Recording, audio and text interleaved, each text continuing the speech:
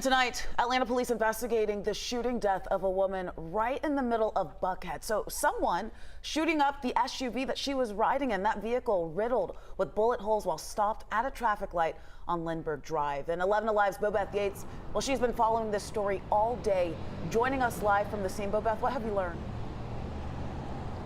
Well, Faith, the shot rang out at this intersection behind me. In fact, it was that middle lane right there. The car pulled up to the light when the shooters came rolling by. And now that police are trying to piece together the details of this shooting, they're asking anyone with details to come forward. It sounded like a war was going on outside.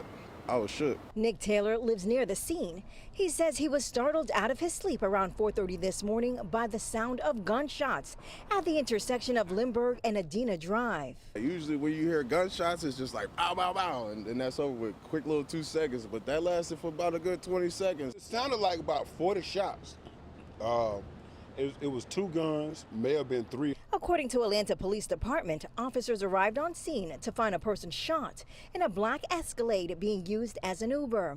We're told the passenger who was in the back of that vehicle was struck multiple times after a car drove up next to it and began firing into the vehicle. This appears to be a targeted incident. As you can see the number of shell casings. There were multiple shooters, but again, we just don't have a whole lot to give out right now. Officials could not confirm the victim's identity, but on social media, family and friends have identified the deceased as popular Guyanese socialite and media influencer Tisha Brody. It turns out she only lives in the next block, so she was less than a block away from home.